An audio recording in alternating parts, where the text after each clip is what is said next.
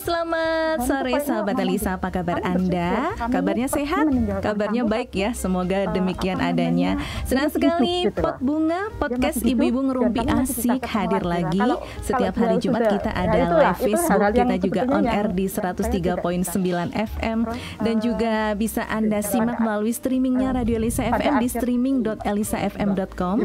Dan juga Anda sudah mulai bisa mengunduh aplikasi Elisa Radio Streaming sahabat Elisa di Play Store ya, asik banget. Nah di Pot Bunga edisi hari ini Wilsa nggak sendirian. Kenapa? Karena memang kalau yang namanya ngerumpi itu kalau sendiri nggak enak ya, harus ada teman ngerumpinya. Oke, Wilsa akan menyapa terlebih dahulu. Kita sudah terhubung dengan Zoom meeting di sore hari ini di ujung sana, jauh ada di Jawa Timur. Ada Dokter Purba. Halo, selamat sore Pak Dokter. Selamat sore Bu Wilsa. Apa kabarnya nih Pak Purba?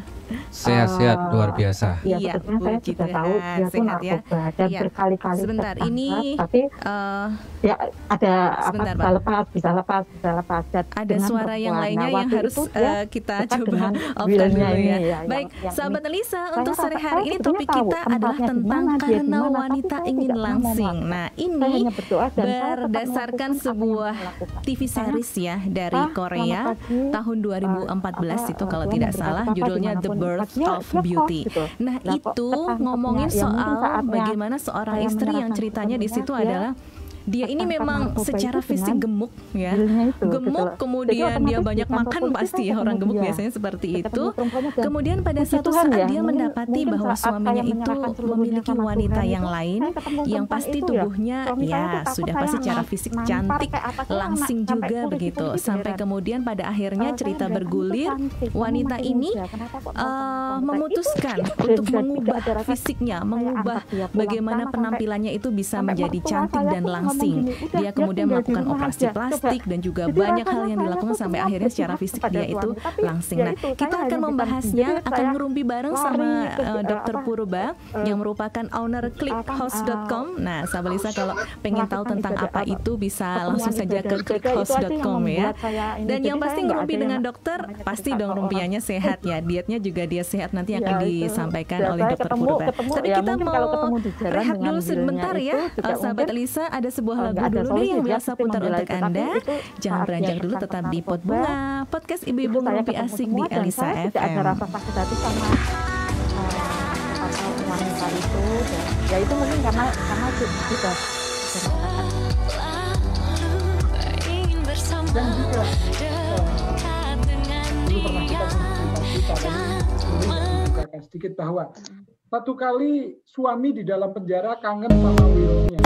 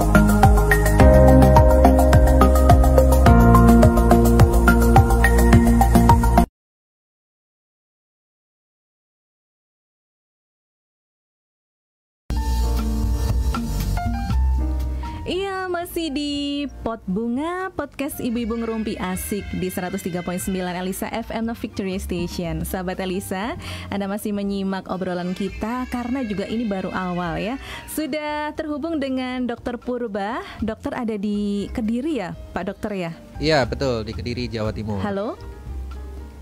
Nah, nggak bunyi Halo, suaranya. Pak Dokter Purba. Cek. Ya. Halo. Suaranya belum keluar, bentar. Iya. Oke. Halo. Halo, iya. Iya deh, akhirnya terhubung. Iya. Selamat sore Pak Dokter Purba, apa kabarnya? Selamat sore, Iya. baik-baik, luar biasa. Akhirnya ya kita bisa ngobrol soal bagaimana diet sehat. Ini gara-gara ada drakor ini deh, bukan Korea. drama ya, TV series Korea ya. Karena memang wanita itu apa ya? Kalau dibilang pengen langsing, walaupun kesehariannya tiap detik ngemil terus gitu. Nah, ini saya pengen mengajak sahabat Elisa untuk ngerumpi di sore hari ini. Memang kenyataannya kalau saya boleh bilang itu seorang istri, kalau sudah menikah, kemudian melahirkan, itu bawaannya pasti deh nggak bisa langsing seperti semula.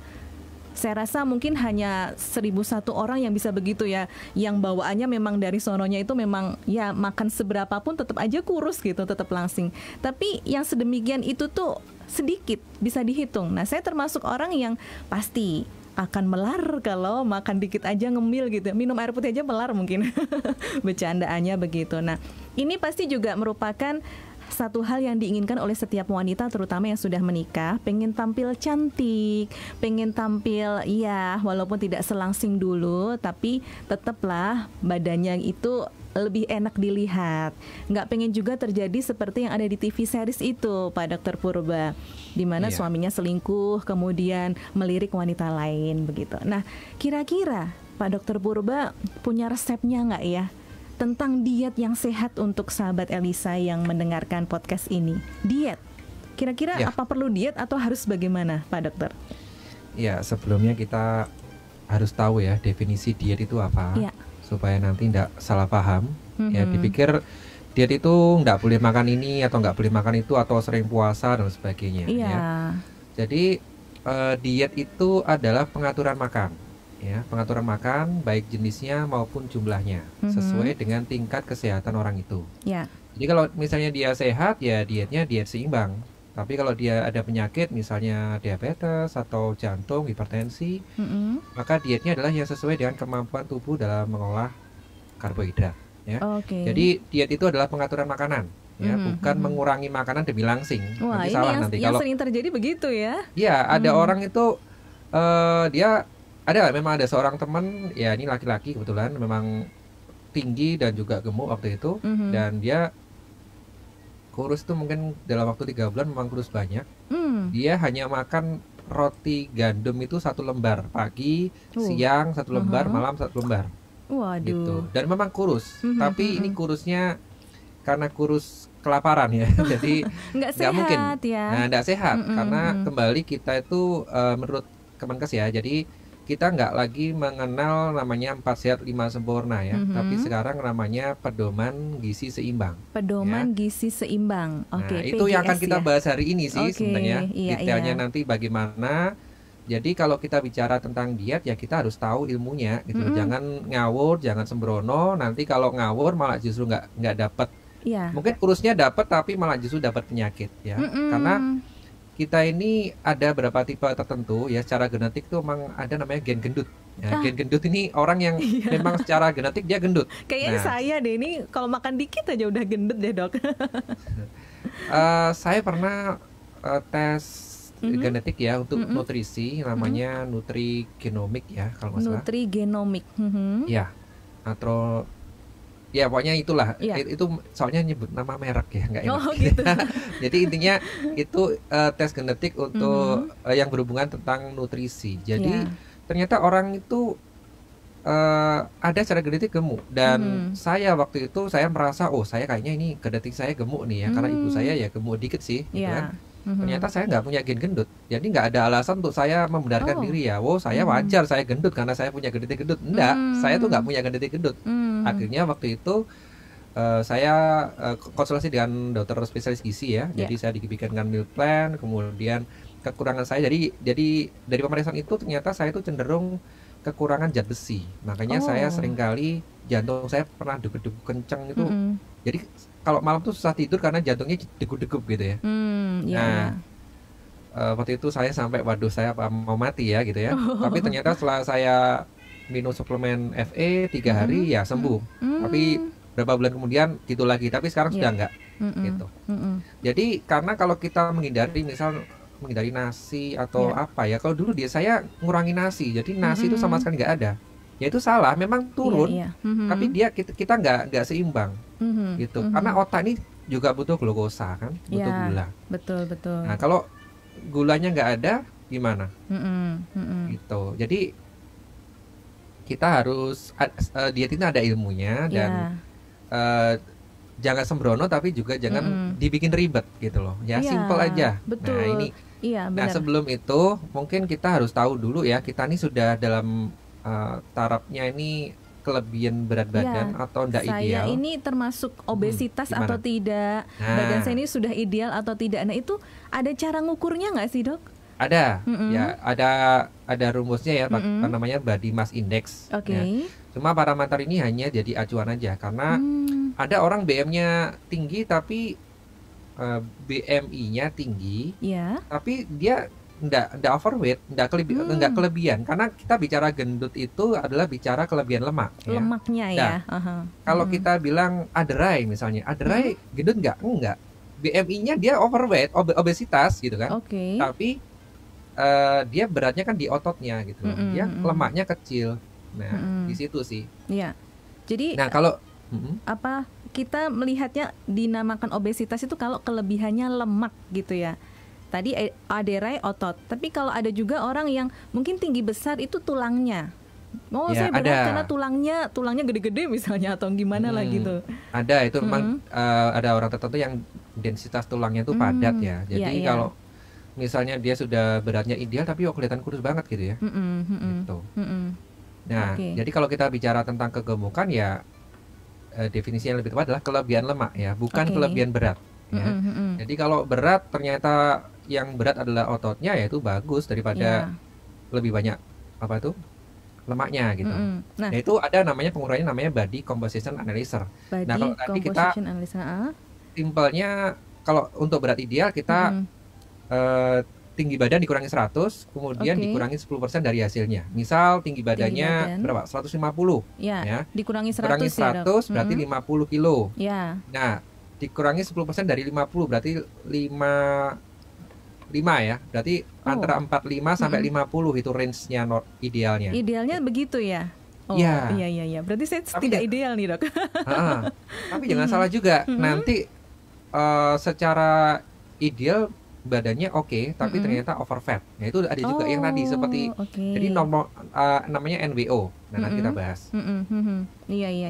Iya. Nah kadang kan kalau supaya pengen cepet langsing biasanya orang pengennya instan juga kan dok. Ada yang minum sampai pil diet atau mungkin mengikuti banyak sekali diet yang A, B, C, ada diet golongan darah juga dan sebagainya. Tapi ada juga yang tadi memang betul-betul dia mengurangi karbohidrat. Pokoknya aku nggak mau makan yang karbohidrat deh, nggak mau gandum, nasi, apapun itu yang mengandung karbohidrat. Nah ini boleh nggak sih dok? Nggak boleh, karena kita ini dalam diet itu menganut asasnya adalah gizi seimbang, gitu loh. Karena tubuh kita tuh butuh semua zat yang ada di makanan, di banyak makanan. Jadi makanan kita pun juga harus bervariasi. Kan sekarang ada namanya rainbow diet ya, rainbow food, gitu kan. Ini saya baru dengar. Mungkin warnanya ya dok ya. Jadi kalau kita makan tuh sebaiknya jangan misal hijau aja gitu kan. Jadi hijau, misal kalau kita makan buah potong gitu ya, ada buah yang warna hijau, ada buah warna merah, ada warna pink atau warna kuning dan sebagainya. Itu variasi makanan karena masing-masing warna makanan itu juga ada zat tertentu yang dominan gitu ya. Misal brokoli itu ada zat anti kankernya, ya kan? Nah, kalau kita makan brokoli terus malah nggak boleh juga gitu loh. Jadi kita harus variasi dan juga macam-macam. Rainbow. Jadi kita harus betul-betul mengatur ya. Kalau misalnya dikurangi, kira-kira seberapa menguranginya? Misal saya mengurangi roti gitu atau nasi begitu dok, harus tetap konsultasi ke dokter gizi kah atau kita bisa mengaturnya sendiri? Ya sebenarnya kalau mau tepat ya harus konsultasi dengan spesialis gizi ya. Cuman kalau kita mau mengira dan mau belajar sih, belajar juga bisa gitu ya. Jadi kalori yang kita butuhkan ya umumnya kita lah ya, umumnya kita itu ya antara sekitar 2000-an ya, 2000 sampai 2400 itu. Kalau laki-laki kan lebih tinggi ya kebutuhan kalorinya kan. Nah, kalau perempuan mungkin 1800 lah ya, 1800 sampai 2000. Nah, kalau kita menurunkan berat badan, ya kita tinggal mengurangi asupan kalori dan meningkatkan kegunaan gitu loh. Jadi kalau kita masukkan bahan bakar nggak kita keluarin ya percuma, akan jadi numpuk kan gitu. Jadi asupan kalorinya dikurangin, aktivitasnya ditingkatkan gitu. Itulah kalau kita misal olahraga misal kita diet kemudian nggak salah, saya nggak usah olahraga, bisa turun memang, cuman akan lebih baik kalau olahraga. Ya, memang ada juga ada orang berpikir gini, sudah aku makan banyak, misal itu yang hobinya gowes gitu ya. Iya betul. Nah, itu kan ya mohon maaf ya, ada juga teman saya sih yang bilang soalnya dia hobi gowes gitu ya. Saya itu loh dok, badan saya kecil, tapi perut saya besar gitu loh. Buncit. Ya. Iya buncit. Iya. Terus kenapa? Kok bisa kayak gitu? Iya, habis gowes sama teman-teman, saya makan gorengan, makan banyak nggak terkontrol. Iya. Kayak gini ya percuma gitu loh ya. Kita harus tetap bisa ngontrol makanan kita ya, yang masuk tuh seperti apa gitu. Nah, buat saya diet itu harus kita bisa milih makanan yang berkualitas. Yang dimana asupan kalorinya rendah, zat gizinya bagus gitu loh. Jadi misal kalau kita bicara soal nasi putih sama nasi merah atau nasi hitam, yang paling bagus saat ini adalah nasi hitam, itu superfood. Jadi superfood itu makanan yang kualitasnya di atas rata-rata dari produk sejenis gitu. Nah, nasi hitam atau beras hitam itu jadi gini, semakin hitam sebuah beras itu semakin tinggi antioksidannya gitu.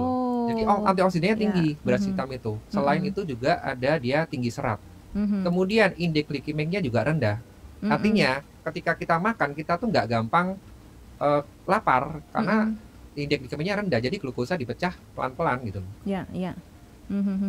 Nah, seperti itu. Nggak gampang lapar, tapi biasanya dalam otak kita kan masih yang aduh ada makanan enak nih, pengen nyemil nih gitu.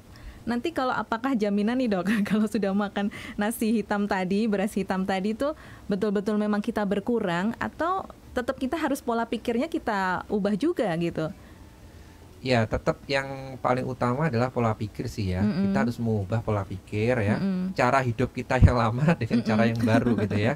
Itu merubah pola pikir. Jadi kitalah yang harus mengontrol apa yang masuk ke mulut kita. Jangan salahkan orang, misal mama sih masakin enak. Lalu masakan yang enak. Misal istri, misal kalau saya misalnya suka bikin kue-kue yang enak, ya nggak bisa disalahkan orang lain. Dia. Ya, kita yang harus ngontrol gitu loh. Dan memang kadang-kadang kita tuh akan diet kalau kita tuh sudah kena penyakit biasanya ya. Atau kalau misalnya dokter tadi kayak di TV gimana? Seriesnya tadi itu kalau suami sudah selingkuh baru diet. Nah itu alasannya kan kuat gitu. Kan gitu. Alasannya kuat. Padahal dia mungkin sudah mencoba berbagai macam cara diet tapi tidak berhasil. Tapi begitu ada alasannya kuat, ini balas dendam nih gitu ya. Atau dengan emosionalnya tinggi. Nah kalau saya menjalankan diet itu memang nggak saya kontrol sih waktu itu. Mulai Agustus 2020 saya sering makannya adalah beras merah. Kemudian mulai September saya ganti beras hitam. Waktu itu berat badan saya sudah turun dari 108 ya, perkiraan 104 sampai 108. Nah, saya sedih soalnya lihat berat badan saya gitu ya. Kok susah turun, sudahlah nggak pernah nimbang saya sampai timbangan gitu rusak ya. Gini, problemnya kami ini ya orang-orang yang tahu kesehatan kan, tapi ternyata banyak juga yang istilahnya kita tuh kayak gajah di belangkoni itu, iso khotbah rasa ngelakoni gitu ya. Tahu bener tapi ini nggak ngelakoni gitu ya dok ya. Iya. Jadi waktu itu waktu saya kuliah tuh ada senior saya sama pasien, ibu tahu nggak ibu kenapa sakit jantung? Kenapa dok? Ibu obesitas. Nah pada senior saya tuh obesitas. Gitu. Waduh, saya tuh sampai tertawa tuh tertawa tuh takut dosa. Terus kemudian saya tanya teman-teman juga, kamu kalau ngasih saran ke pasien gitu gimana?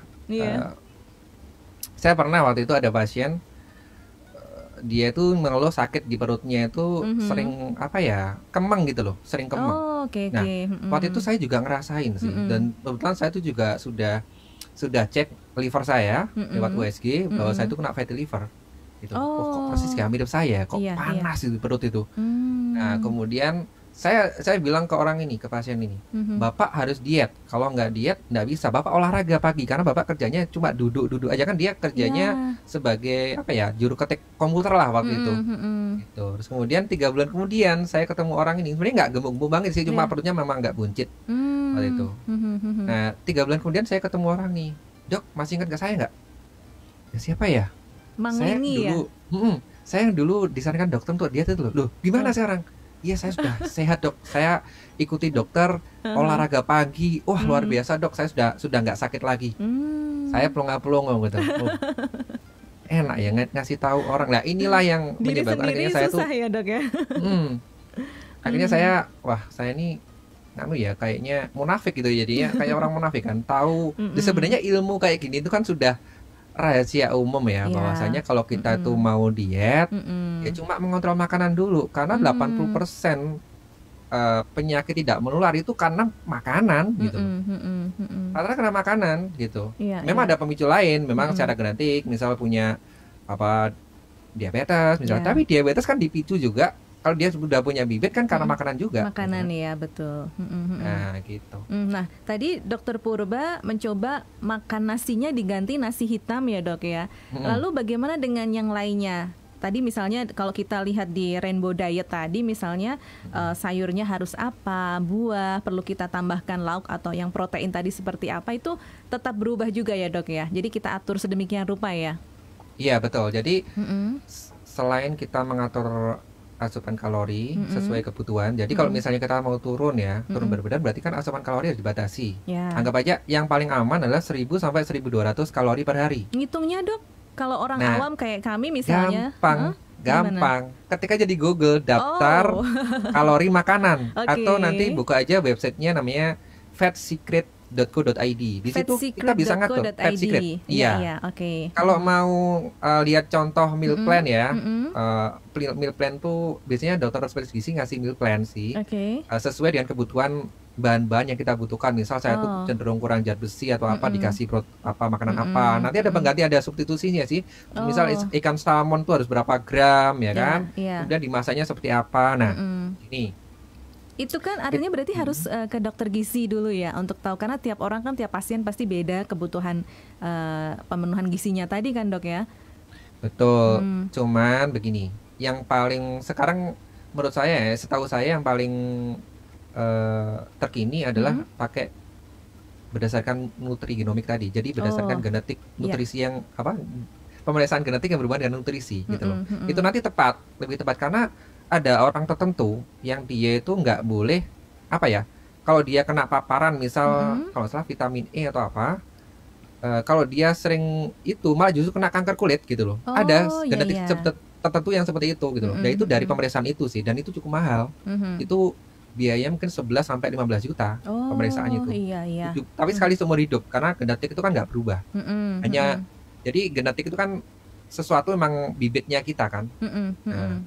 Gitu. Nah itu daripada seperti itu, cobalah kita ngira-ngira dulu ya, kira-kira bisa nggak kita hitung ya. Itu pakai nanti cara menghitung kalori makanan, kemudian mulai dari sarapan, kemudian snacknya dan sebagainya, itu kita bisa tentukan di situ. Jadi diet itu bukan berarti kita tuh mengurangi makanan. Misalnya sarapan, nggak usah sarapan lah, salah. Kita malah justru sarapan, bahkan di pedoman gizi seimbang tadi itu ada tulisan di situ nomor 6, biasakan sarapan pagi. Nah, ini saya bacakan aja ya supaya ini sekalian penyuluhan kesehatan. Boleh. Nah, jadi ini yang justru ditunggu-tunggu sama sahabat Lisa, dokter. Jadi nggak perlu ke dokter gizi mungkin ya untuk sementara sekarang ini nggak perlu ke dokter gizi, tapi dokter Purba bisa dong sharing ke kita ya. Ya, jadi Kemenkes itu sudah mengeluarkan 10 pedoman gizi seimbang. Jadi ini pedoman ini pasti para ahli yang memutuskan, nggak hanya sekedar menuliskan ini dan ini. Silakan nanti shot kalau mau mengulangi ya, di situ banyak itu. Jadi pertama adalah biasakan mengkonsumsi aneka ragam makanan pokok. Jadi harus beraneka ragam. Di Indonesia ini makanan banyak gitu loh. Iya.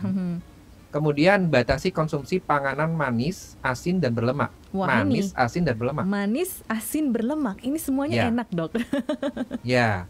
Jadi kalau misalnya kita kan di makanan kita kan selalu ada gula. Nah, kalau kita misal kopi pakai gula ya sudah, gula kita banyak gitu loh. Kita mau diet apa enggak gitu kan. Berarti gulanya boleh diganti ya, Dok ya? Gula boleh diganti dengan yang rendah kalori, boleh. Tapi kalau kita sudah membiasakan ya kita gula nggak bagus ya sudah, mungkin di otak kita sudah program seperti itu kan. Bisa juga kan. Kita nggak senang sesuatu yang misal dikasih minumannya manis, kita milih yang air putih mending gitu kan.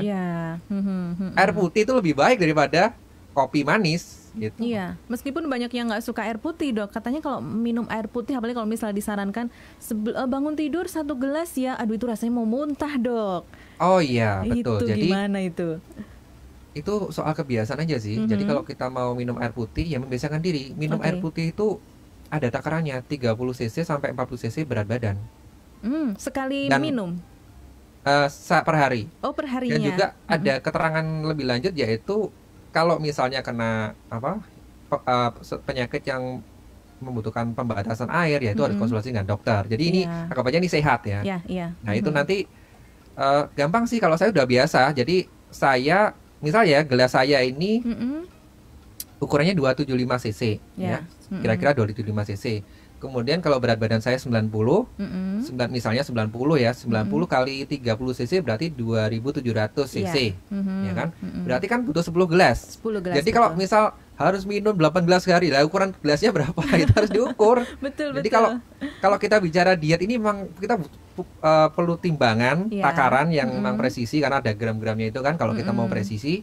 Kemudian juga kita butuh volume, alat ukur volume, karena gelas kita mungkin nggak sama kan, gelas ada yang besar ada yang kecil gitu kan. Nah itu saya kalau supaya saya nggak lupa, saya beli itu namanya ya, penghitung digital itu loh, jadi counting gitu loh. Jadi kalau sekali minum 1 gelas saya pencet 1, minum 12. Nah saya terbiasa, jadi kalau kita habis makan jangan banyak-banyak minum, cukup 1 gelas. Oh habis makan? Kalau karena kan nanti enzim-enzim makanannya kan terdorong ke bawah luruh, gitu kan. Ya. Nah, sebenarnya Nah, kalau penyerapan air di mana? Di usus besar apa di usus kecil gitu kan? Makanan di mana gitu kan? Nah, itu yang harus kita pikirkan. Jadi kalau bisa minum 2 gelas itu ya 2 jam lah setelah makan. Nanti misal per 20 menit atau per 3 menit boleh. Nanti dihitung pokoknya sehari itu 30 cc sampai 40 cc kali berat badan. Kemudian maksimum bisa jam 6 sore jangan minum lagi karena nanti kita sering BAP. Jam 6 sore itu sudah stop minum ya, Dok? Iya, nanti tidurnya terganggu kan, sering ke belakang gitu kan. Sebaiknya seperti itu. Jadi kalau misalnya pagi sudah 1 liter, siang 1 liter, sore 1 liter kan sudah 3 liter. Iya, sudah cukup itu ya. Oke, saya teruskan yang 10 pedoman tadi ya. Boleh. Nah, yang ketiga ya, Dok ya? Yang ketiga adalah lakukan aktivitas fisik yang cukup dan pertahankan berat badan ideal. Yang keempat adalah biasakan mengkonsumsi lauk pauk yang mengandung protein tinggi. Ini nih. Jangan yang goreng-gorengan ada tepung digoreng. Waduh, coba aja di Google ya. Kalau tepung digoreng tuh jadinya hasilnya gimana? Waduh. Gitu ya. Menakutkan. Iya. Yang kelima adalah cuci tangan pakai sabun dengan air mengalir. Jadi kan ini masuk kan juga ya, Dok, ternyata di sini ya. Loh, kebiasaan saya dulu waktu masih koas itu ya memang agak sembrono sih. Jadi habis megang apa gitu langsung makan gitu. Nah itu nggak boleh juga, itu contoh jelek. Waktu itu saya niru teman-teman soalnya. Tapi ya itu dulu ya. Kalau sekarang kalau biasakan kalau sebelum makan apapun juga itu cuci tangan. Betul. Keenam biasakan sarapan pagi. Ketujuh biasakan minum air putih yang cukup dan aman. Air putih yang cukup dan aman. Aman tuh mungkin ya cari yang bisa yang TDS-nya 0. ya. Cuman kalau nggak itu gimana dong? Air putih yang aman itu? Air putih yang TDS0 ya bisa pakai, memang itu ada alatnya kan, pakai apa namanya, reverse osmosis atau apa gitu ya, RO atau apa gitu. Oke. Itu alatnya sebenarnya nggak mahal sih, cuman ya kadang-kadang kalau kita minum dari air mentah gitu kok kayaknya nggak tega gitu. Iya, betul. Nah, yang ke berapa tadi ya? 7, 8, sekarang 8. Ya, banyak makan buah dan sayur. Yang ke-9, biasakan membaca label pada kemasan pangan. Yang ke-10, syukuri dan nikmati aneka ragam makanan. Dan yang ke-9 tadi, kalau kita mau belajar memang di ilmu gizi kan diajarin tentang cara membaca label. Ya itu nanti bisa belajar sendiri ya. Nanti kalau dibahas ini panjang gitu ya. Ini yang harus menjadi kebiasaan baru nih ya untuk sahabat Elisa, kebiasaan membaca label supaya tahu berapa jumlah kalori total kalorinya, dan sebagainya, betul. Bahkan buah itu juga ada kalorinya loh ya. Loh itu kita gimana ngukurnya dok ya? Tahunya ada, kalau misal buah kita ketikkan alpukat gitu aja di Google. Ya, kalori Google alpukat. Ya? Itu memang di situ ada yang tulis 100, ada yang 300, ya anggap aja lah alpukat kecil 100 gitu aja kan. Alpukat ada yang kecil, ada yang besar. Betul. Jadi kita coba ya. Nah sebelum ke dokter nanti lanjut ke pedoman gizi seimbangnya lebih lanjut seperti apa. Saya mau coba bacakan chat yang sudah masuk ke Facebook dulu ya dok ya. Ini yang sudah menyaksikan juga, selamat sore, terima kasih. Ada juga dari Bapak atau Mas, ini Heru Santoso, salam kenal juga. Cik Noni, halo, mau diet nggak Ci? Mbak Fandiani juga nih, aduh saya pengen langsing tapi doyan makan, gimana dong dok? Kata Cik Noni sih nggak usah ya, nggak usah diet begitu. Ada juga dari Mbak Adelia Nujaba nih, katanya Mbak Fandiani orangnya bahagia, susah kurus ya, kan orangnya bahagia, imunnya meningkat ya, ngemil terus, apalagi kalau suami bawakan snack-snack yang enak-enak gitu, aduh sayang banget kalau nggak dimakan, betul ya Mbak Fandiani? Terus ada juga nih, Mas Wira pengen gemuk tapi susah makan Mbak. Nah ini nih, kalau Mas Wira sih badannya memang dari sononya segitu ya, nggak bisa naik-naik. Oke, nah sekarang Dokter Purba akan sharing tentang prakteknya bagaimana sih kita melakukan diet yang sehat itu tadi dok. Iya, jadi setelah kita tahu ya kebutuhan kalori kita tuh berapa sih, Oke. Anggap aja kalau perempuan tuh 1.800. Berarti kalau untuk kita bisa menurunkan berat badan, kita asupan kalorinya kita batasi 1.000 sampai 1.200. Nah, 1.000 sampai 1.200 ya. Ya, Oke. misal 100 gram nasi hitam itu sekitar 250 kalori. Ya kan? Kemudian sepotong tempe goreng kecil itu anggap aja 100 kalori. Ya kan? Kemudian ditambah sayuran sekitar 100 kalori. Oke. Ya. Kalau misalnya 1.200 dibagi 3, berarti kan masing-masing sekitar 400 kalori kan? Iya, Dan ini tadi kita sudah 250 tambah 100 tambah 100 itu 450. Wow, lebih nah, dong. sudah berlebih. Iya. Gitu kan? Iya. Tapi masih di bawah 1.800 kan? Artinya itu nanti ada hitungannya. Jadi per minggu nanti kita bisa turun berapa. Nah, oke. Idealnya kita turun 1 sampai 2 kg itu udah aman gitu. Seminggu. Jadi kalau itu misalnya per bulan. Oh, per bulan tuh 1 sampai 2 amannya. Kalau lebih dari itu berarti itu instan dan nggak sehat ya? Ya bisa jadi sih kalau kita makannya sesuai seperti ini dan turunnya 4 kilo ya nggak apa-apa gitu kan. Artinya yang penting kita juga diimbangi dengan itu tadi sih, gerak. Jangan kebanyakan duduk sih ya. Kemudian olahraga yang bisa aja, misal kalau sit up. Sit up itu saya paling males kalau misal satu set itu harus 20 misalnya kan. Nah, kita pakai ini aja supaya kita, ini kan mental block ya. Aduh males kalau saya harus 20 gitu kan. Kita pakai tekniknya 25%-nya aja. Kita lakukan 25%-nya cuma gitu. 5 kali. 5 kali. Nah, kalau satu setnya 20 per hari dibutuhkan 3 set ya. Nah, berarti kita lakukan 5 kali. Nanti kalau sudah 5 kali loh, kok ternyata saya mampu ya. 10 kali loh, kok ternyata saya mampu ya. 20 kali gitu. Ternyata terus enteng, lama-lama kita akan suka dengan terbiasa olahraga ya. Sit up. Oke. Nah, lalu yang kedua itu hindari 4 makanan berwarna putih. Putih. Ya, tadi sudah nasi putih ya, diganti dengan nasi hitam. Oke. Gula putih ganti dengan makanan tanpa gula. Ataupun kalau terpaksa ya pakai pemanis rendah kalori. Ya, diganti ya. Nah, yang 2C itu tepung putih. Tepung putih.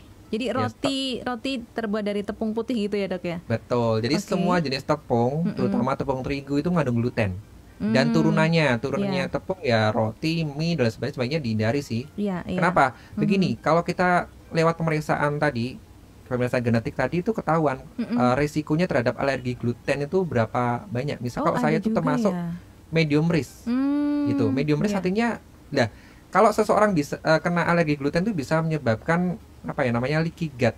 Leaky gut itu kebocoran usus. Jadi ketika orang kebocoran ususnya bocor, itu zat-zat yang toksin itu ikut keserap masuk ke darah. Itulah yang menjadi penyebab salah satu penyakit namanya autoimun, termasuk misalnya psoriasis dan sebagainya. Ini ada salah satu orang di Jakarta, dia tuh kena psoriasis, masih muda. Dan waktu itu sih emang hobinya makan pasta dia, pasta hobinya. Mungkin hampir diperiksa, tiap hari makan pasta gitu ya. Iya, kemudian diperiksa genetiknya, loh, kamu tuh alergi gluten. Setelah dia tahu, ya jadi kita tuh sakit apa hari ini itu karena kebiasaan kita juga gitu loh. Kebiasaan yang menyenangkan buat kita di masa lampau gitu sampai sekarang gitu kan. Nah itu setelah dia di-cut semua glutennya, nggak makan gluten sama sekali, akhirnya dia sembuh gitu. Okay. Memang psoriasis kan bisa juga jadi pemicunya dari stres dan sebagainya kan. Nah, ini ternyata dengan menyetop itu mungkin penyebabnya memang dari alergi gluten itu sih. Gitu. Iya. Nah, yang ke-2D-nya adalah stop susu sapi yang tadi ya berwarna putih kan, stop susu sapi setelah olahannya. Itu seperti keju ya dan lain-lain. Gitu. Kalau misalnya ini Dok, kalau yang tadi tepung putih bisa kita ganti dengan misal roti gandum atau yang free gluten gitu ya. Loh, roti gandum itu mengandung gluten loh. Gandum kan gluten tuh dari ini Dok. Yang gandum-ganduman itu kan gluten tuh. Iya. Ya makanya kan anak-anak kan ada makanannya free gluten, kemudian free gula, karena kan kalau anak-anak kan biasa alergi kan, alerginya anak-anak kan penyedap, perasa, pewarna, betul, pemanis, gitu kan. Nah itu memang itu ada makanan untuk anak-anak. Memang kalau saya memang konsumsi snacknya itu kan saya suka coklat. Jadi saya beli coklatnya anak-anak itu, ya memang rendah gluten. Kemudian gulanya pakai gula aren kayak gitu. Emang saya makan bisa 4 atau 5. Berarti mie juga itu kalau bisa dihindari ya Dok ya? Sebaiknya dihindari. Ini kan kita berbicara tentang alergi gluten tadi, daripada pemeriksaan genetik itu mahal, mending kita hindari aja gitu loh. Kalau mau nggak apa-apa gitu. Kalau kita memang pengen ya nggak apa-apa lah, diganti kan ada mie yang mungkin tidak terbuat dari tepung gitu kan, tepungnya mungkin tepung beras misalnya kan. Terus yang tadi susu sapinya pokoknya itu stop, lalu diganti apa Dok? Boleh nggak yang olahan yang lainnya? Susu almond ya, susu bagus. Almond. Nah kita kan pilih tadi kan superfood kan, cari penggantinya yang lebih berkualitas. Susu almond tuh bagus. Jangan susu kedelai. Susu kedelai ini mengandung fitoestrogen. Nah ini kalau laki-laki nggak cocok, nanti nggak subur kalau laki-laki kan. Jadi ada kewanita-wanitaan juga gitu. Nah, ada loh orang di genetik itu juga muncul bahwa ini high estrogen. Kalau seseorang itu high estrogen, ya mungkin ada sifat-sifat perempuannya juga. Gitu. Iya. Kan diperiksa hormonal juga mungkin agak hormon perempuannya juga agak dominan. Jadi yang susu kedelai tadi cocoknya kalau perempuan berarti ya Dok ya? Boleh, ya perempuan masih cocok, masih boleh lah ya. Masih boleh. Jadi hindari 4 yang tadi putih tadi ya. Kalau wajah putih glowing sih boleh-boleh aja, tapi kalau makanan justru tadi dengan kita ganti diet kita seperti ini, kita akan jadi glowing, serius. Gitu. Kenapa? Karena makanan kita berkualitas. Nggak perlu skincare ya Dok ya? Iya, makanya kita lebih murah sih. Beras hitam tuh mahal ya. Beras hitam tuh per kilo 30.000, kan? Tapi kita banyak efek. Kita juga nanti misal kita nggak perlu asuransi, misalnya kalau saya dulu berpikir gini, sudahlah nggak apa-apa saya makan banyak, sakit toh juga ada asuransi kan. Saya waktu itu ikut unit link, satunya yang model nanti balik 100% gitu kan. Saya bayar, ternyata kalau saya sakit itu juga tetap bayar, karena kan sistemnya kan per hari. Nah, ketika saya tahu itu, ternyata pola pikir saya salah ya. Saya selama ini mengandalkan asuransi, eman-eman ya kalau nggak dipakai untuk diklaim gitu ya. Iya, betul. Nah, akhirnya ya sudah saya lepas semua kenyamanan saya dengan asuransi itu. Nah, saya beralih ke cara hidup sehat ini. Iya, dibelanjakan untuk makanan-makanan yang berkualitas gitu ya Dok ya. Betul. Jadi kalau kita kalau bisa ya makanan kita tuh pilih cara pengolahan makanan yang sehat. Jadi misalnya hindari gorengan dan bakaran. Ya. gitu kan. Ya, iya. Dikukus lebih baik. Iya ya. Tempe yang tadinya digoreng, saya suka tempe, Dok. Berarti dikukus aja ya. Dikukus. Nah, ini kan sebenarnya kan rahasia umum kan. Semua orang sudah tahu ya, jangan banyak gorengan, jangan banyak bakaran. Tapi nggak percaya kan? Dilanggar. Iya, lu simple loh sebenarnya. Kita tuh udah tahu, tapi dilakukan gitu loh. Mungkin kurang keyakinan kali ya siapa yang nyampaikan misalnya ya. Padahal di YouTube tuh dokter-dokter spesialis gizi juga udah ngomong gitu kan. Nah, yang kedua, konsumsi aneka sayuran organik. Kalau bisa organik, tapi kalau nggak bisa, pasti organik itu apa? Nggak pakai semprotan ya? Iya. Nah, kalau misalnya pakai semprotan ya sudah direndam dulu pakai cuka dan garam.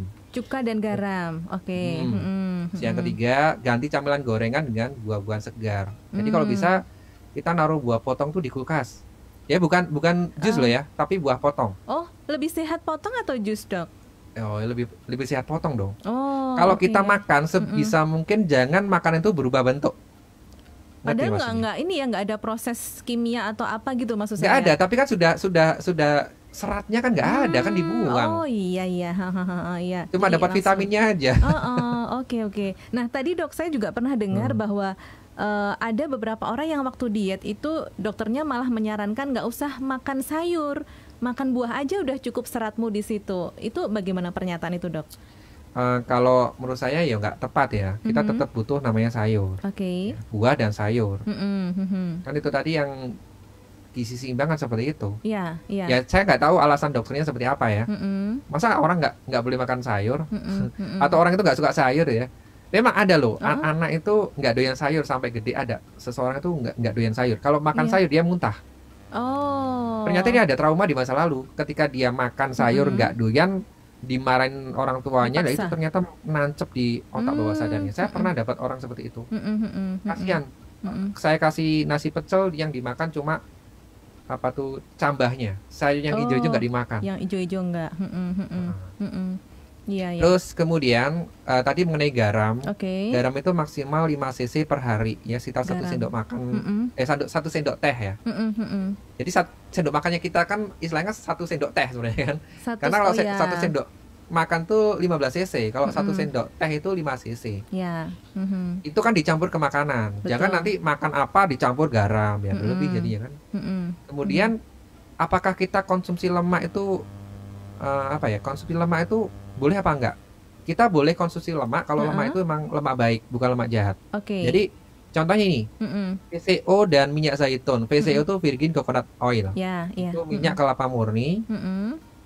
Ya, ibaratnya ya dia tuh kayak deterjennya lah untuk membersihkan plak-plak di pembuluh darah kita. Agak enak-enak gimana gitu, Dok? Saya soalnya pernah juga langsung gelek gitu kan rasanya. Gini, ada caranya. Ada caranya. Jadi minyak zaitun juga nggak enak kan? Nggak enak. Minyak zaitun tuh murah loh, sama harganya hampir sama dengan VCO juga. Minyak zaitun sama VCO tuh kita nggak bisa compare dua-duanya. Masing-masing ada kelebihan dan kekurangannya. Nah, minyak zaitun tuh lebih ke kardioprotektif. Dia punya omega 3 sama omega 6. Sedangkan VCO itu juga ada zat tertentu yang dia nggak dipunyai oleh minyak zaitun. Jadi kita konsumsi dua-duanya 15 cc per hari. 15 cc per hari ya. Masing-masing. Nah, cara minumnya gini. Pakai takaran yang punyanya ini enggak apa tuh? Sendok. Yang kita minum itu loh apa? Oh, kalau minum ini ya. Obat batuk. Iya. Nah, itu kan ada yang 15 cc kan? Betul. Minyak zaitun masukkan situ, langsung diminum blek, langsung kasih air. Langsung minum air putih ya. Oke. Ya. Masuk VCO juga lah. VCO masih enak kan? VCO masih bisa dirasa-rasa gitu ya. Dicampur boleh nggak sih, Dok? Campur ke apa? Teh gitu? Boleh, enggak masalah. Juga. Enggak masalah. Nah, sesekali kita tetap boleh kok. Kita makan tidak sehat tuh nggak apa-apa. Tapi boleh ya, Dok? tetap boleh, tapi jangan banyak-banyak gitu ya. Eman-eman dietnya. Kalau bisa kemana-mana tuh, kalau misal kita makan di luar ya, kan godaan tuh biasanya di luar. Iya, betul. Bawa cermin. Jadi cermin, kalau kita mau makan apa, misal burger gitu ya, kita liatin cermin di depan gitu, kita lihat. Eman-eman akhirnya nggak jadi makan gitu. Gitu, caranya ngeman-ngeman kayak gitu. Dia nggak stres juga sih, oh iya ya eman-emannya aku. Kadang-kadang kan gini toh. kita kan butuh dijiwit orang lain juga kan. Ayo. Iya, betul. Remis, ayo nganu gitu. Perlu Kita butuh orang lain ya, Dok ya. Nah, ini cermin ini ibarat orang lain juga kan. Iya, Aduh, iya. eman ya gitu. Oke. Iya. Cheating boleh sesekali gitu ya, Dok ya. Kalau Boleh, laut gitu gimana, Dok? Katanya ada yang lebih bagus ikan air laut daripada air tawar. Betul nggak, Dok? Menurut saya lebih baik kalau emang punya alergi ya, biasanya pakai ini aja, air tawar aja gitu. Oh, ya. oke. Gitu. Nggak apa-apa sih, ikan air laut juga nggak masalah gitu. Dua-duanya bagus kok. Kalau biasanya kan ada orang alergi ikan air laut, ya sudah lah hindari. Gitu. Iya. Ikan itu lebih baik daripada daging merah. Kalau daging merah itu cenderung menyebabkan peradangan atau inflamasi. Jadi proteinnya bisa diambil dari telur misalnya atau dari ikan. Itu harus ada. Telur. Nah, kalau kita makan cuma sayur sama nasi ya kurang. Iya, kuning telur gitu, Dok, boleh enggak ya? Boleh ya. Boleh. Oke. Itu proteinnya dari situ ya kita ngambilnya ya. Nah, terus misalnya gini, mungkin ada yang mungkin kalau anak kos atau ibu-ibu yang mau praktis gitu sarapan, ya udah saya makan sosis atau makanan olahan gitu, boleh nggak ya, Dok? Nah, itu termasuk makanan olahan itu sebaiknya kita hindari. Kita jangan, intinya gini. Kita bisa melihat kan makanan ini diolahnya panjang nggak? Sebisa mungkin kita makan makanan itu yang fresh dan tidak diolah, tanpa olahan. Jadi kalau kita misal makan daging, ya daging dimakan fresh. Jangan yang daging sudah diubah jadi sosis atau diubah bentuk jadi apa gitu. Memang enak. Gitu, tapi ya itu kita punya pikiran bahwa karena gini, gennya makanan itu kalau sudah berubah bentuk dia kan berubah. Iya betul. Maksud zat gizinya juga berubah. Antara daging segar sama sosis gizinya lebih tinggi mana? Mungkin kita akan lebih banyak lemaknya daripada proteinnya kan. Padahal kan dari daging kan kita dapat proteinnya. Kita cari proteinnya kan. Iya betul. Gitu. Oke, jadi dihindari yang namanya makanan olahan ya, junk food gitu ya, Dok ya. Junk food. Dihindari. Ya. Oke. Apalagi ya, Dok ya, kira-kira yang harus kita perhatikan dalam mengkonsumsi makanannya? Kemudian dari cara makannya sekarang. Cara makan ini ternyata penting loh. Jadi orang kalau makannya cepet-cepet biasanya jadi gampang lapar. Gitu. Atau sambil nonton ya, Dok? Biasanya sambil nonton makan gitu, Dok? Kalau sambil nonton makan biasanya malah kelamaan makannya kan. Gitu. Apalagi ngunyahnya agak lama mungkin ya. Iya. Itu mungkin nggak gampang lapar mungkin ya. Cuman ini hanya common sense aja. Jadi kalau secara medis kalau mengunyah itu minimal 32 kali. Iya. Jadi pelan-pelan saja dinikmatin, nggak usah sambil apa-apa, sudah sambil nikmatin gitu ya. Jadikan makanan itu juga refreshing gitu loh. Hiburan kita sekalipun mungkin nggak enak gitu, ya enak sih sebenarnya. Kan gini ya, contohnya ada orang nggak suka nasi merah atau nasi hitam. Nasi hitam itu akan enak kalau direndam dulu selama 6 jam. Oh gitu, berasnya direndam dulu selama 6 jam baru dimasak gitu ya. Itu untuk menghilangkan zat-zat lain yang di luar gizi. Sama juga membuat rasanya jadi pulen. Nah ini banyak orang nggak tahu. Saya dulu juga nggak tahu. Aduh, suruh makan nasi merah gak enak banget. Sekarang saya justru nasi hitam kan lebih gak enak lagi kan. Justru sekarang malah saya sukanya nasi hitam. Begitu lihat nasi putih tuh saya, aduh kok jijik ya gitu. Nggak tahu, otak saya sudah berubah gitu. Ya kayak, aduh melihat dosa itu kok jijik ya gitu misalnya kayak gitu kan. Karena otaknya sudah berubah gitu. Pola pikirnya sudah berubah. Gitu. Oke, kita coba deh ya, Dok ya. Termasuk kita tadi mengunyah, itu tuh kan jadi pencernaan itu kan dimulai dari mulut sebenarnya kan, bukan dari usus loh ya, dari mulut. Dan rasa enak itu cuma di mulut sebenarnya.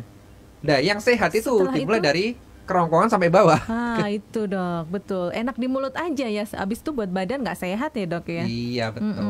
Nah kalau kita sudah tahu ini nggak sehat, kenapa kok kita lakukan, itu namanya kan bodoh gitu kan. Nah, itu sudah katakan bodoh buat diri kita sendiri. Ada apa-apa kan daripada orang lain ngatain bodoh gitu. Iya betul. Nah, kalau kita makannya pelan-pelan, maka respon yang diterima oleh otak itu akan memberi jawabannya gini, cepat kenyang. Jadi kalau kita pelan-pelan ya, karena otak itu akan mengirimkan sinyal kenyang ke perut kalau perut sudah bekerja mengolah makanan paling tidak 20 menit. 20 menit, oke. Ya, kalau sudah 20 menit biasanya sih sudah terasa ini nggak gampang lapar gitu. Nah kalau ngunyahnya cepat, makanan jadi masuk semua, ukuran lambungnya jadi besar, kan? Metabolismenya dipaksa untuk cepat, itu malah justru membuat kita jadi gampang lapar. Gitu. Betul. Iya. Oke. Yang kedua, gunakan piring yang kecil. Piringnya yang kecil. Yang ketiga, potong makanan jadi kecil-kecil. Jadi misalnya kalau kita mau lauk itu kan butuh satu potong tadi kan, satu potong tahu misalnya atau tempe itu kan 100 kalori. Udah potong kecil-kecil aja supaya nggak nambah. Nanti kita bisa loh, biasanya kan 3 lauk gitu kan. Nah, 3 lauk sudah 300 kalori. Iya betul. Nah, nggak tahu lah potongannya seberapa, nanti kalau mau persisnya ditimbang aja. Nah, oke. Yang keempat adalah batasi, nikmati, dan imbangi. Batasi, nikmati, dan imbangi. Oke. Jadi kalau misalnya kita habis makan bakso, waduh, aku habis makan bakso nih, berarti ya nikmatin aja, tapi batasin, nggak usah banyak-banyak. Nikmatin, kemudian imbangi. Oh, berarti kan butuh sayur ya, aku berarti ganti sayur dan buah gitu. Imbangi dengan sayur dan buah. Oke. Nggak apa-apa, sesekali kita makan nggak sehat nggak apa-apa. Iya. Oh juga kita tuh nggak mungkin loh ya, oh iya aku habis makan apa tiba berat badan besar. Enggak lah, berat badan itu juga naiknya tuh bertahap, turunnya juga bertahap gitu loh. Iya betul. Nggak mungkin langsung mau nambah 1 kilo 2 kilo, nggak mungkin. Memang kalau kita habis makan banyak ditimbang pasti berat. Makanya kalau mau nimbang idealnya adalah setelah pagi, mungkin setelah BAB, setelah BAK kita timbang. Itu lebih ideal. Oh iya, jadi tahu gitu. Tapi nimbang tiap hari gimana dok? Nanti aduh kok belum turun banyak ya, terus kita stres ya. Terus gini aja, kita tuh turun berat badan kan 1-2 kilo per bulan. Boleh nimbangnya di awal bulan, ya, terus kemudian ditimbang lagi di akhir bulan atau awal bulan berikutnya gitu aja. Oh iya. Biar nggak stres gitu. Iya, jangan tiap hari ya. Jadikan makanan kita jadi obat kan, jadi kebiasaan. Betul. Gitu. Iya. Oke, sip. Terus apa lagi nih dok? Katanya kalau orang ini ya, saya termasuk sebenarnya yang sering begadang sih dok. Nah, teman saya pernah menyarankan jangan terlalu sering begadang, nanti dietmu itu nggak akan berhasil, nggak akan turun-turun tuh karena kamu begadang. Itu bener nggak sih dok? Sebenarnya kalau untuk hubungan langsungnya saya kurang ngerti ya. Tapi kalau begadang itu kan otomatis tubuh kita waktu detoksifikasi kan nggak jalan, terganggu kan. Harusnya misal itu jam berapa sih dok? Mulai jam 11 malam. 11 malam ya, oke. Misal ginjal jam berapa, liver jam berapa dan sebagainya kan. Ya kalau kita biarkan aja jadinya lama-lama kita bisa kena gagal hati gitu kan. Iya. Bisa kena gagal ginjal juga mungkin. Gitu. Jadi kalau kita mau bicara kerjakan itu jam kerja, jangan di luar itu. Oke dok. Jadi kalau waktunya istirahat. Eman-eman ya. Tubuhnya kan, kita kan juga harus cukup istirahat, harus cukup olahraga, ya kan. Asupan gizinya cukup gitu. Oke. Jadi jam 11 itu kalau bisa di bawah itu sudah tidur ya dok ya, nggak boleh begadang gitu ya. Ya sebaiknya jam 10 malam lah. Kan tidur idealnya kan 8 jam. 7-8 jam lah ya. Nanti kalau jam 10 malam tidur, jam 5 pagi bisa bangun. Tapi kenyataannya kan kalau kerja di rumah misalnya kan bangun jam 7 pagi. Iya, karena bekerja sampai malam biasanya kan. Ini mentang-mentang di rumah gitu. Jadi ya kerjanya kadang malah over sih menurut saya ya. Oke. Halo dok? Ya sudah. Oh iya. Sudah sambung. Oke, ya. Kemudian apa lagi nih dok? Ya jadi kalau kita mau diet yang benar, coba deh, kita kan tetap butuh karbohidrat. Karbohidratnya diambil dari nasi hitam. Nasi hitam itu banyak kelebihannya, dia tinggi serat. Serat itu kan kita butuhkan untuk apa? Untuk menurunkan berat badan, ya.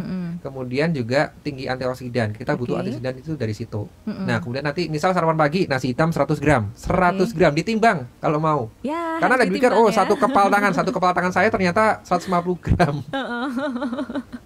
Halo? Iya dok. Iya putus dok. Ya? Iya, enggak terdengar. Suara dokter terdengar.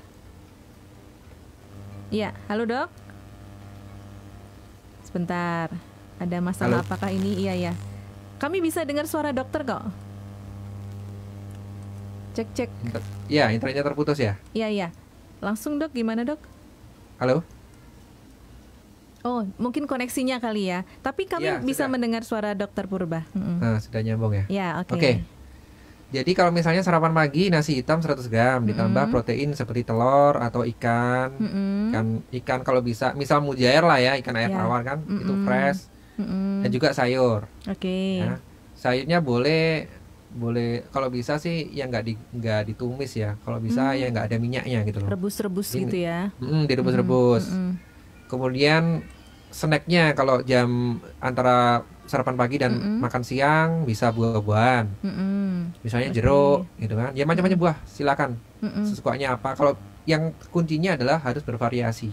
Jangan cuma makan buah itu aja. Iya ya. Kemudian makan siangnya nasi hitam lagi 100 gram ditambah protein apa terserah, diganti lagi misalnya apa ikan salmon atau apalah yang makanan Indonesia sehari-hari tidak masalah gitu.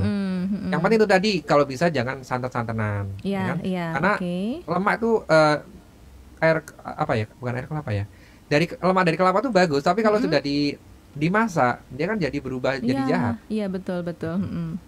Kemudian snack sorenya buah apa aja boleh, termasuk buah manis misalnya mangga manis ya tidak masalah gitu kan. Kemudian makan malamnya sama kayak tetap nasi hitam 100 gram tadi. Ditambah protein terserah silahkan. Kalau saya pribadi, saya balik. Jadi makan siang, kemudian makan sore saya. Jadi makan siang lalu sore? Iya, jadi pagi jam 8, kemudian jam 10 saya snack, jam 12 saya makan siang, jam 3 sore saya makan sore. Jam 6 atau setelahnya saya makannya snacknya. Jadi snacknya saya buang. Terakhir gitu ya dok ya? Iya. Tadi yang dokter snacknya apa tuh cookies, apa tuh dok? Biskuit gitu boleh ya? Buah diganti itu boleh ya? Boleh tapi sesekali lah, jangan sering-sering, kan itu juga ada coklatnya kan. Gitu. Nggak sering-sering, cuma 1-2 kali aja. Iya. Kemudian dok? Udah itu aja sih. Kalau apa nggak usah stres ya. Jadi kita setelah kita tahu seperti ini, bahwasanya diet itu adalah pemilihan makanan yang berkualitas, ya sudah jalanin aja. Nggak usah banyak mikir-mikir. Intinya kalau saya malas olahraga nggak apa-apa. Kita ngontrol dulu makanannya. Setelah itu kita pasti, kok saya mandek ya, diet saya sudah turun 20 kilo kok nggak bisa turun lagi. Ya mungkin karena antara masukan yang kita makan sama yang dikeluarkan sama. Ya sudah nggak bisa turun lagi.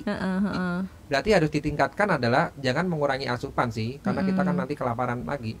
Penting yang energi yang dikeluarkan tuh ditambah. Jadi misal olahraga gitu kan, bisa. Jadi kalau misal bisa nggak turun berat badan tanpa olahraga? Bisa. Awalnya bisa. Mungkin 10-20 kilo turun. Setelah itu mandek. Itu ya ditambah dengan olahraga. Mungkin badan kita sudah kurus, tapi perut kita masih buncit. Gitu. Nah ternyata gini loh, orang dengan obesitas sentral atau obesitas yang di start perut itu resiko kematiannya lebih tinggi loh. Karena di situ kan banyak lemaknya. Lalu lemak ini mengganggu organ-organ, termasuk misal ada fatty liver dan sebagainya, kan organnya terganggu. Iya betul. Jadi itu bahaya. Iya. Gitu. Itu yang tanpa kita sadari, kita nggak ngerasa bahwasanya sedang ada bahaya mengancam di dalam tubuh kita. Iya gitu. Betul. Jadi daripada kita mengobati, mending mencegah kan. Kita kan juga punya keluarga yang harus kita perhatikan daripada kita sering ke rumah sakit. Karena saya melihat sendiri ada saudara yang sakit gitu ya, karena mungkin pola makan itu. Nah usia masih muda dan itu akhirnya produktivitas turun kan. Nggak enak loh, sakit tuh nggak enak. Iya betul. Kalau kita nggak bisa gerak kemana-mana, biasanya kita kerja enak, emosi tok yang keluar kan. Iya. Mau kayak gitu. Kalau saya nggak mau, saya pengen bekerja itu kan salah satu hobi gitu, menyenangkan gitu kan. Iya, apalagi di masa pandemi seperti sekarang ini ya dok ya, kalau bisa kita tetap sehat kan gitu ya, dietnya juga diet sehat ya. Iya betul. Oke. Jadi dokter Purba selain dokter manusia juga dokter komputer, sahabat Elisa. Iya. Makanya ya ini bisa menganalisis dengan baik gitu. Iya, dokter Purba sudah berhasil turun berapa kilo dok? Dari 104 ya, 104 atau 108 waktu itu ya. Sekarang udah 90 sih. Wah. 90 berarti ya masih berapa ya, 14 kilo ya. Ini masih mau turun lagi ya dok ya? Iya, targetnya kan 83, jadi kurang turun 7 kilo. 7 kilo lagi. Nah, cuma kemarin, jadi gini, memang saya ada mungkin ya dikasih Tuhan anugerah ya, dalam arti gini, saya tuh dikasih penyakit sama Tuhan. Jadi saya tuh punya eksim. Jadi waktu bulan September tuh tiba-tiba saya tuh diserang eksim seluruh tubuh.